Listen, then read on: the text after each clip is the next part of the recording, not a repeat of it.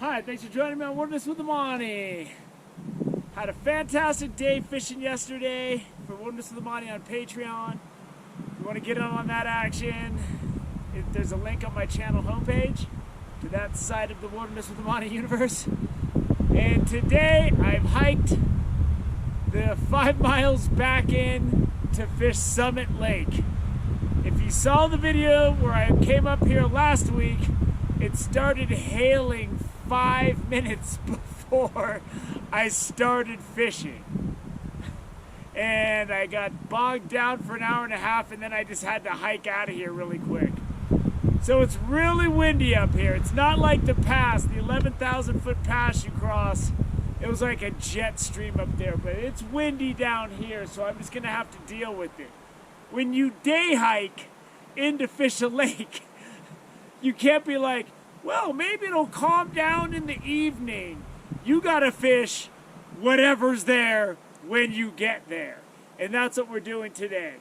I'm starting out with 1/16 ounce tube jigs, give me a little bit more weight and control in this wind. Very hard to detect strikes still. And then I'm gonna start with a black beadhead woolly bugger. Boom, boom. There's the jig. Boom, boom. And that's just because I don't know what's going on here. I gotta go make some casts, see if I see any fish cruising. Yesterday I made a really good living off fishing with nymphs, and I was just tearing it up.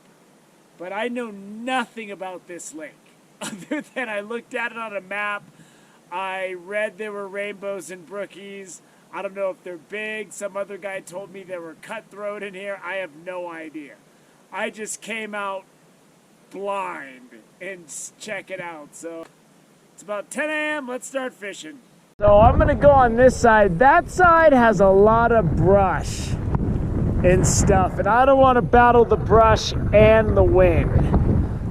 This side, it looks like I can get around that, and if I can, the other side of the lake has a pretty good wind break. But that's because the wind's blowing straight this way. By the time I get all the way over there, if I'm able to go this route, the wind will have shifted and it'll be blowing in my face over there, because that's just the way life works. I can see if anything is hanging out by the shore. Because if there's a shore pattern, I'll immediately go to nymphs and I will do sight fishing, which is what I ended up doing yesterday. But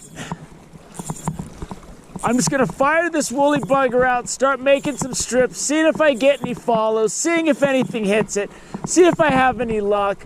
Because when you don't know anything about a lake, you just gotta start fishing. That's the only thing you can do. One thing's for sure, with this blasting wind, when I get to like a spot like over there that's a good wind break and I can see the water's glassy, when I get to a spot like that, I gotta make it count. If I see a fish cruising, I gotta make it count.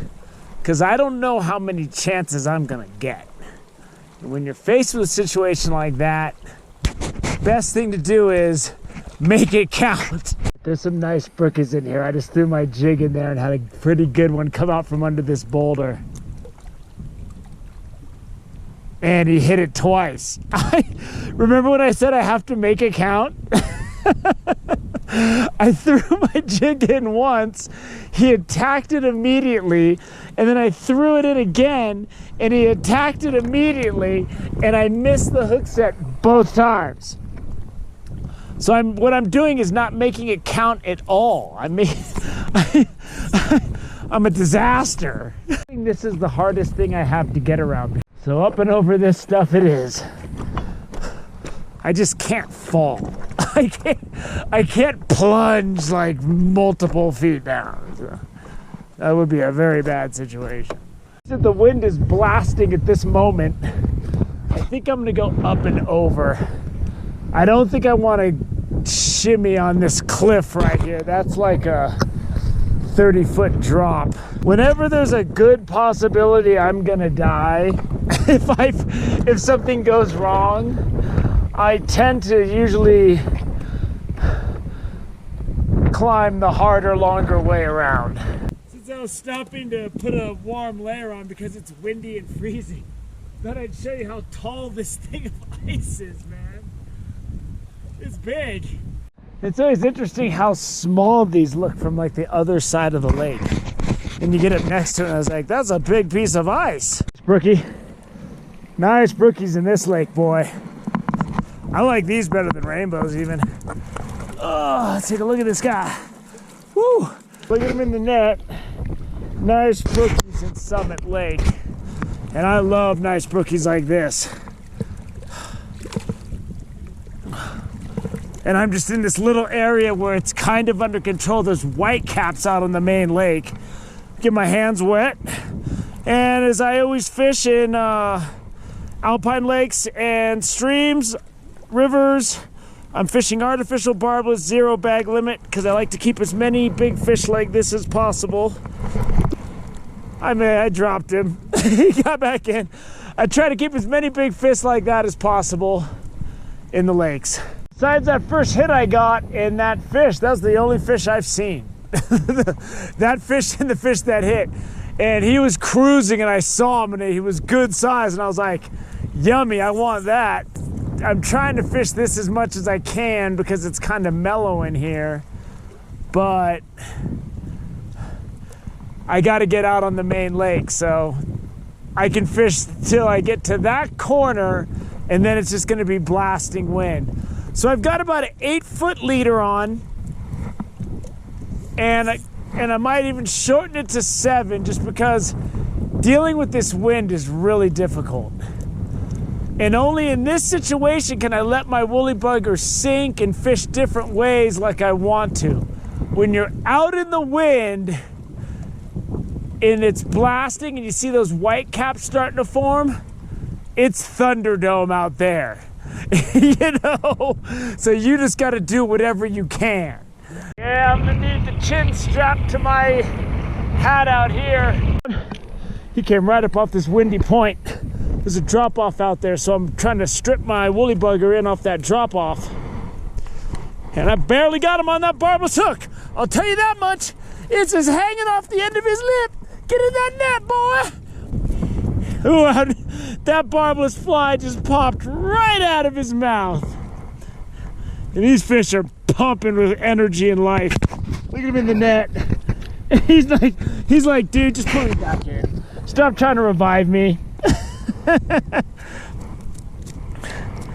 And another good sized brookie. Let's see if he holds still a little longer. That's a nice brook trout right there. Good fish, man. Ooh, I catch you all day, brother. So I got that fish. It's deep here, but it drops off, and there's a drop off right there. And he must have been cruising that wall. And when the wind's blasting straight at me from that way. So I'm trying to throw it out at an angle. The wind catches it and brings it out there a ways. And that's pretty good. And I'm not even really letting it sink much. So I can see my woolly bugger, and I saw him swim up and go for it. And it looks like they like these here because he didn't even hesitate. He was like, dude, I don't know what that is. I've never seen anything like it, but I want it. And he got it, and we had our party. Man, even if you don't fish, if you watch my backcountry fishing playlist, you just get to see so many different angles of how wonderful these areas are. And it's awesome. And I don't care if it's gale force winds. What I like about this lake is it seems like the average size of brookie is very good. Like, this isn't the biggest fish of the day, but it's still, for California alpine lakes, it's a good sized brookie. There we go. It's a good brookie. Summit Lake. It's crazy how good they blend in. Like when he was swimming away, they just blend into this dark brown and then into the green. They're so well camouflaged for this environment. Saw a big brookie come up, right? There he is. There he is. There he is. He's not huge, but he's good size. He's rising. He's bobbing. He's weaving. He's rising. Where'd he go? Where'd you go, Brookie? Oh, I saw him. There he is. There he is. I was wondering where you went, you sucker. He's trying to give me the old 64 St. Louis canoe, whatever that is. Woo! Look how beautiful the colors are in the net. And that is a beautiful brook trout. And he's got the whole humpback thing coming. He's getting to be that size. I'm sure there's like some nice 16 inches in here. If there's brookies this big, there's brookies that are bigger. There he is. I was wondering where you were, dude. When you didn't come right out and grab it, I was like, I didn't know he was doing a sneak attack. Ooh, there's another one right there. He's right there. There's multiple brookies feeding in this area. There he is. Oh, he went for my fly. You know what I did? I took it away, but he came back and got it anyway. It's wide open now. Ah! Good. And the average size of brookies is good. They're feeding in this little area. Whatever the reason is, they're feeding in this little area like it. All of a sudden, there's brook trout everywhere. I got two brookies feeding right in the surface right there. And this wind is right in my face. Oh, that's it. That's it. That's it. Two brookies feeding, one soon to be in the net, hopefully. But the wind was blowing right in my face. They're feeding over here in this wind. Apparently there's a lot of food in this chop. And it's not easy to fish at all. I got my hand wet. One hand this guy. There he is. Nice little brookie. Wasn't the fish of the day. Okay. His wingman is out there still. I saw him. He's still making his round. There he is. Why do you have to be in the opposite direction when I gotta cast right into the wind? Why? When they see this thing, they don't even hesitate, man. I was throwing a woolly bugger yesterday, and they wouldn't hit it for the life of me, but these guys are just boom. It is just money. Because they're just in a real active, oh, he came off, good. They're just in a really active feeding mode. I had him. When this wind chop is going, it's like a free-for-all.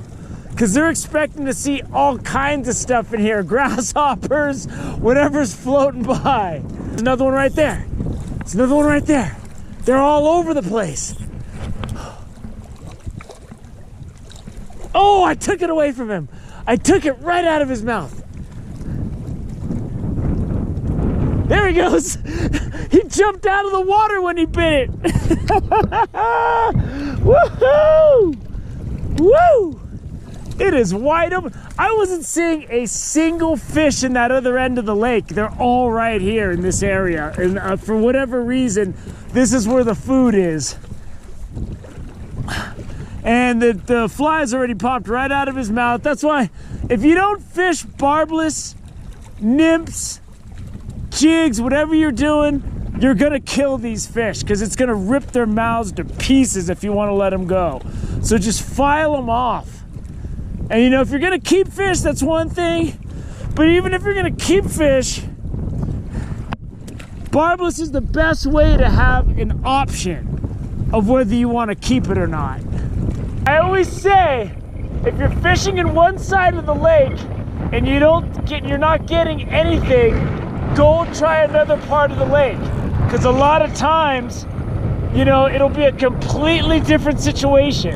Which is, when I started fishing over there, I didn't see anything anywhere. And the lake looks the same. It was all choppy. Came over here, and I mean, I could probably sit in this one spot and catch 10 fish. Maybe, I don't know. It looks like it kind of dried up. I gotta move on. Since my black woolly bugger has completely fallen apart, I gotta put something else on. To get the jigging on the fun, whenever I see boulders like this near the shore, I run my jig along it because brook trout will post up and they'll just sit there on a boulder like that. They don't necessarily need to always be cruising. And that barber's jig slipped right out of his mouth, right out of her mouth. I think this is a her. Her, him, it's a brook trout that I'm happy to have. There we go. Woo! There she goes. Yeah, I got this brookie going crazy for my woolly bugger. I don't even know if I want to catch it. It's not small, but it's having trouble getting the woolly bugger in its mouth. And I've set the hook like 5 times on this fish. And it kept coming out. But I figured it's there, so why not catch it? When I look at this landscape I got across, I just see 10,001 ways to injure myself. He's swimming. Oh, he's porpoising. He's porpoising. Got my fly well in front of him. There he is. Oh, I missed him. I missed him. He went again. He went again. Like a white shark on a seal, baby. Like a white shark. Air jaws.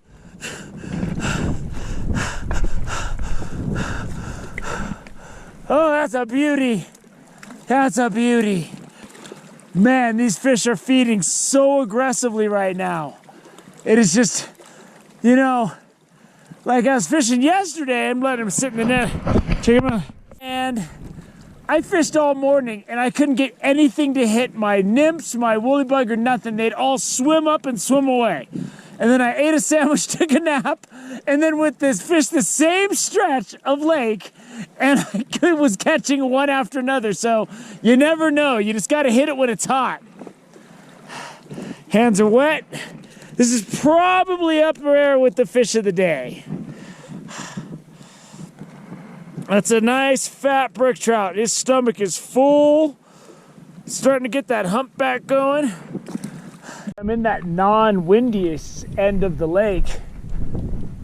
And it's still windy here, but it's not like it was where I was fishing. And I'm not seeing a single fish cruise by because I think all of the fish are concentrated over where that food supply is. And as I said, entering Yosemite Wilderness. And then the Hoover Wilderness sign is right there. And there's the lake. So it is right on the boundary of Yosemite. So today, I went to Yosemite. So I guess we can add one more quality brook trout lake to my backcountry fishing playlist. And I should have, I'll have a dozen on there before long.